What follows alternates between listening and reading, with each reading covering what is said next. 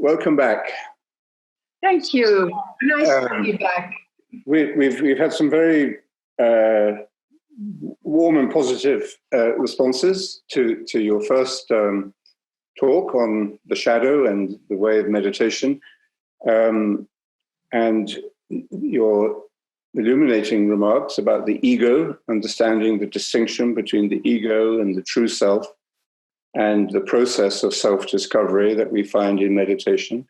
And I think you're going to, can you tell us more about that? You're going to guide us into a deeper and broader understanding of that, and also give us some other perspectives on what this process is like and how we can describe it in even in sort of neurological terms. So maybe you can take us further into this mystery. Okay, for those who are listening and watching, the shadow is not appearing yet. This is like in true sort of Hitchcock style. It will appear when you least expect it. But since we're all attached to our ego to a greater or lesser extent, I'd like to add another aspect we haven't talked about, and I'm sure you don't mind hearing that again.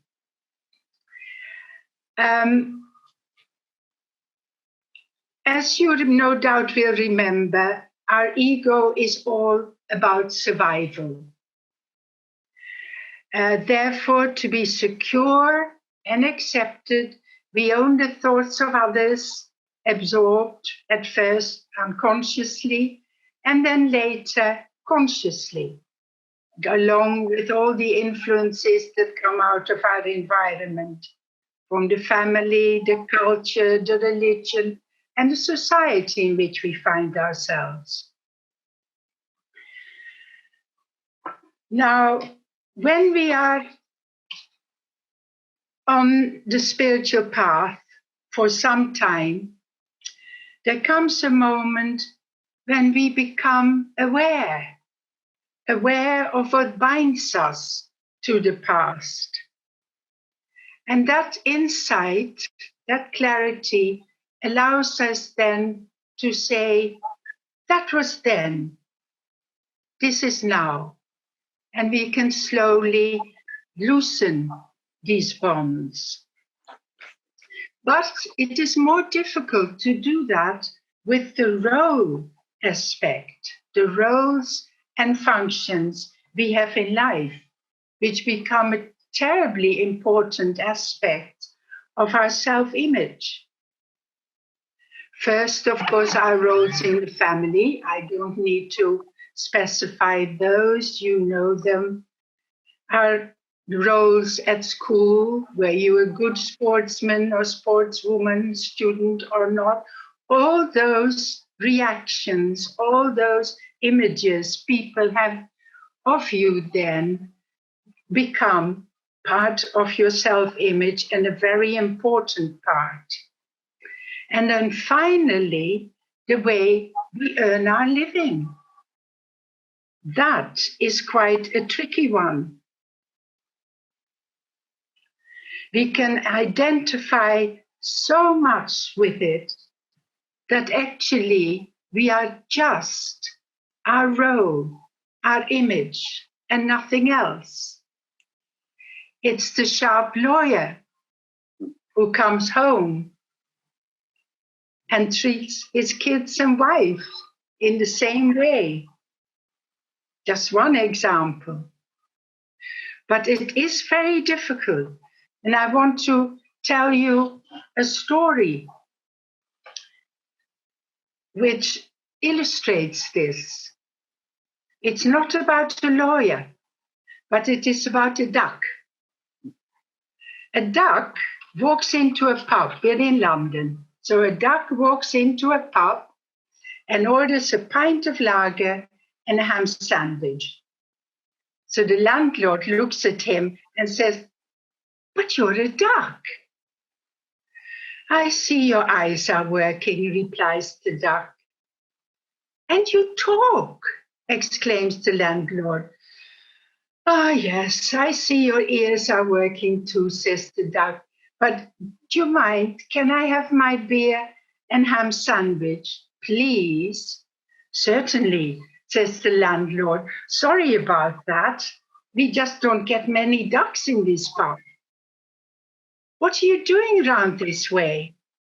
Well, I'm working on the building site across the road, explains the duck.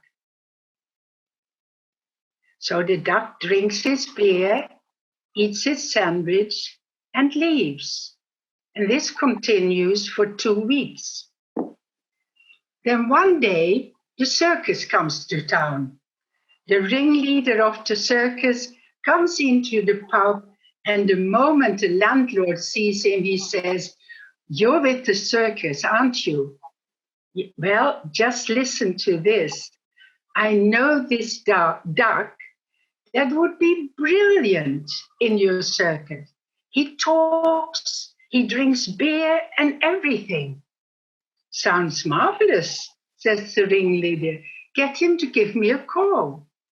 So the next day, the duck comes into the pub and the landlord says, "Hey, Mr. Duck, reckon I can line you up with the top job paying really good money." "Sounds great. Where is it?" says the duck. "At the circus," says the landlord. "The circus?" the duck inquires. "That's right," replies the landlord. "The circus."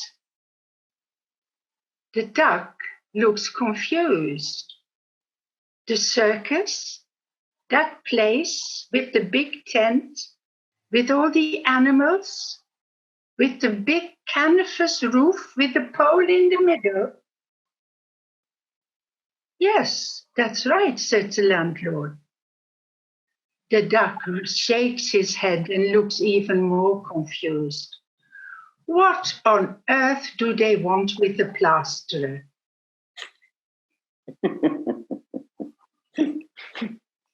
You said it very well. I was on the edge of my seat. Well, we may not be ducks, but we do act in that way sometimes. And I must tell you a personal thing. When I retired, it must be about 20 odd years ago now, from being a college lecturer, I had to fill an official form in. And it asked what was my profession. And guess what? What I wrote down? Retired college lecturer. I did laugh at myself when I read it again. So we all do it. We all do it. But meditation has been for me and for many others very helpful in realizing that you are more than you think you are.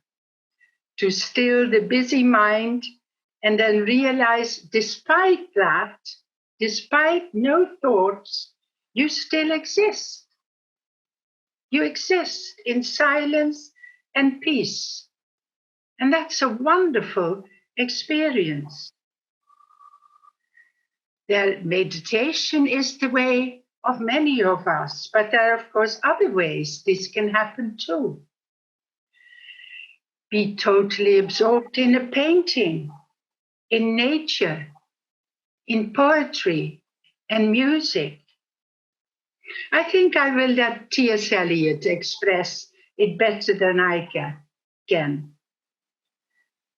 Lost in the music, heard so deeply that it's not hurt at all. But you are the music when the music lasts.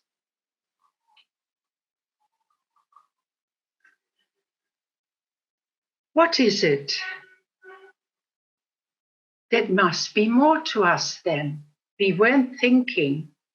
What is actually allowing this to happen?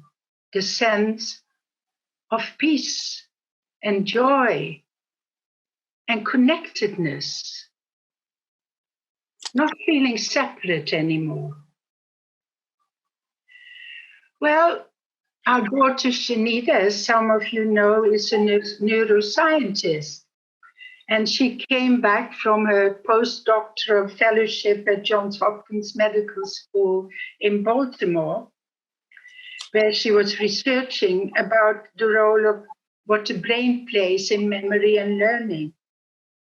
But in her very few moments of spare time, she did some research on the scientific validity of meditation, which had been part of our family life, from our family, from our life, for as long as she could remember. So she started our conversation by asking me, what did I think was the most important aspect of meditation? I didn't have to think much. And I said, well, paying one pointed attention. And she responded by saying, you don't know how right you are. And I will share with you now what I then learned. We all have two hemispheres that make up our brain, each with a different but complementary function. We need both. Both hemispheres allow us to act out of different aspects of our being. The left brain is our rational, logical part of our brain and expresses itself, as we explained last week, in language. In fact, you could compare the left brain with an internet search engine. It searches for answers to our experience. It tries to extract meaning from what is happening around us. So you could call it the interpreter. But I'm not too sure about that term interpreter. It is very subjective and selective and filters out any material that could threaten our survival, because the center is the ego. So rather than calling it an interpreter, it would be more correct to call it a spin doctor. Well, the right hemisphere is quite different. It's nonverbal and intuitively examines experience and stores it in images and emotions. Its center is intuition. Apparently, according to research, it is the oldest part of our brain. So between birth and 2 years, we actually only act out of that part. They've shown that with EEG tests. That also explains the story I told you last week about a boy and a baby. The baby was still completely connected to the divine reality. And in fact, the right brain is the home of the spiritual side of our being and the creative side of our being. From there, we can link into other levels of reality and consciousness, and thus have transpersonal spiritual experiences.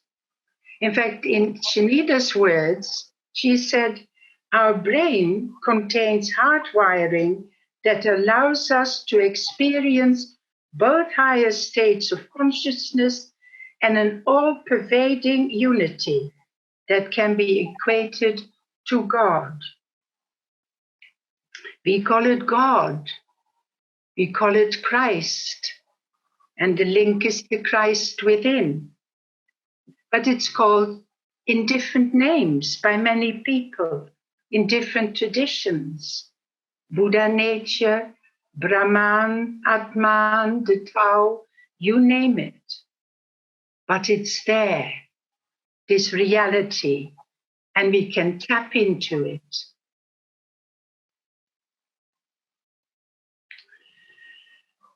So what is it that switches? Janita said the answer was one-pointed attention. Well, the control center for attention is the right hemisphere. We do have attention in our left brain, of course, as well, our left hemisphere. But the control center is in the right. So by focusing one-pointedness on our mantra, we switch on our right hemisphere. And then, when we meditate regularly, bridges are built between the two hemispheres. There always were bridges, but there are many more now. And that facilitates the cooperation and ease of switching between the two different aspects of our being. It allows the left brain to make sense of the experience the right brain has. And it allows the right brain to influence our behavior and our being with its compassion and wisdom. Because one result of the connectedness, of the non-isolation, is a feeling of compassion for all who are part in this unity, a love for all and a love for the divine.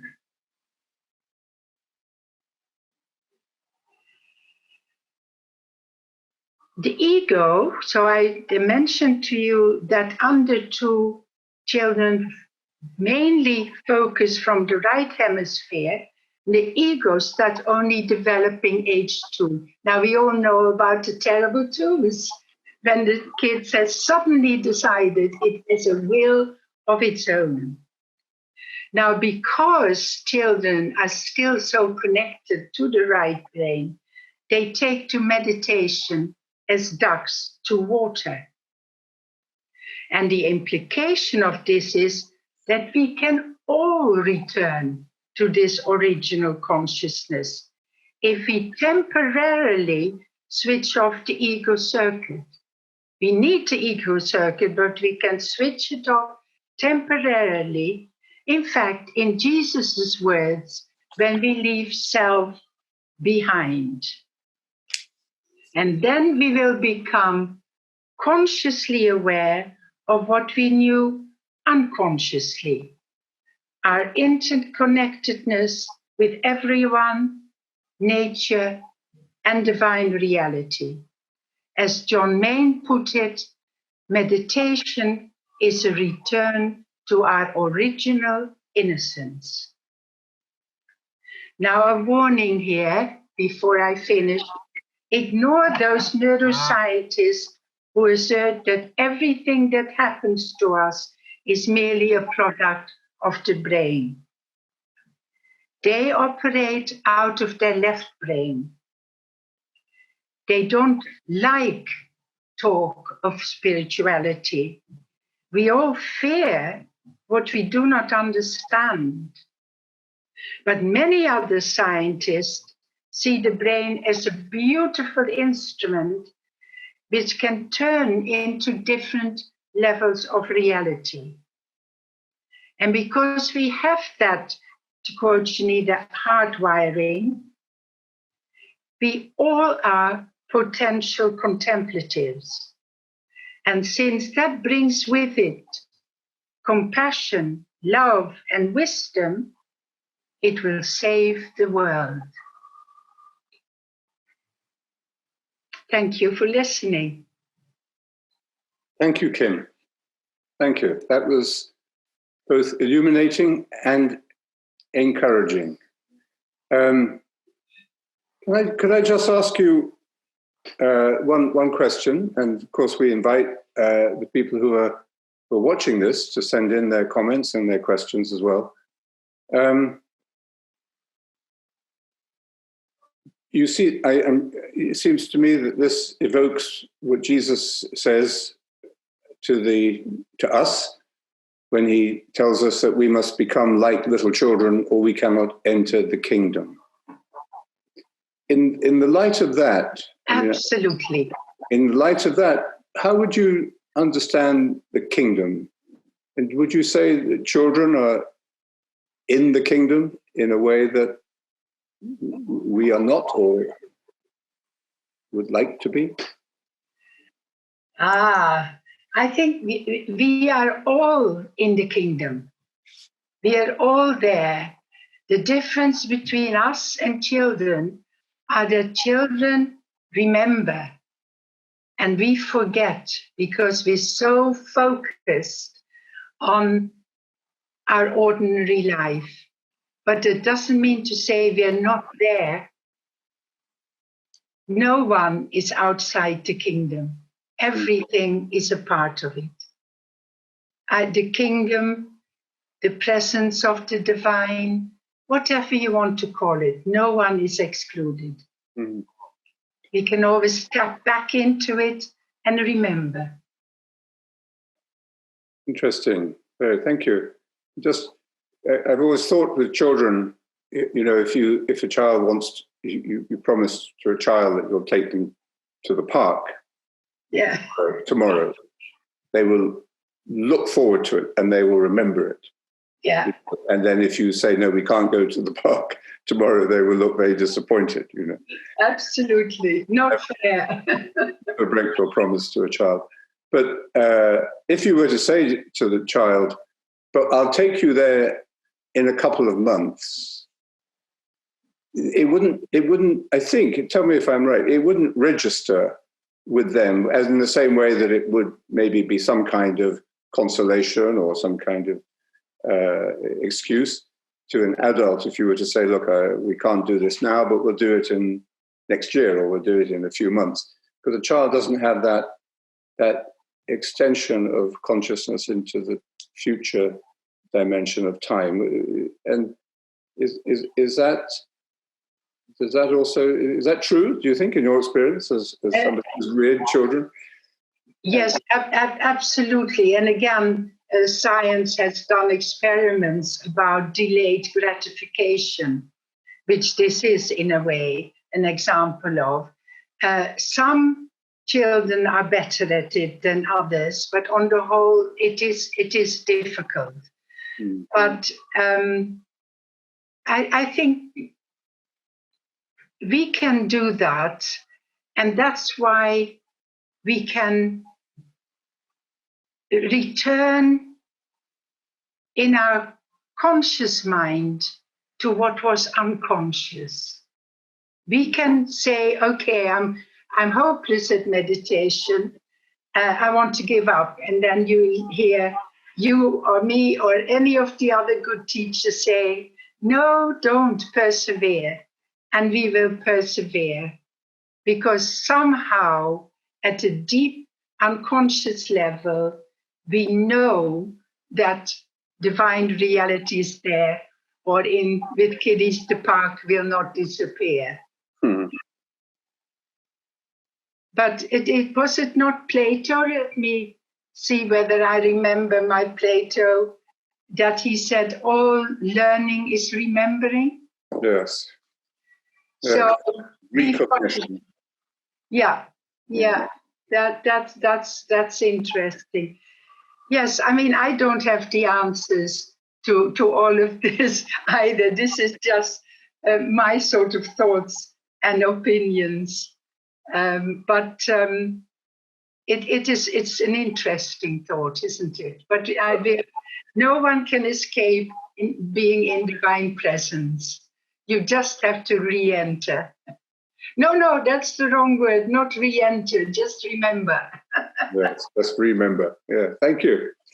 Thank you. Well, yes, maybe there are no final answers or definitions of this, but it's very important that we are reminded of this depth dimension to life, especially when we're facing a lot of stress, anxiety, uncertainty about the future.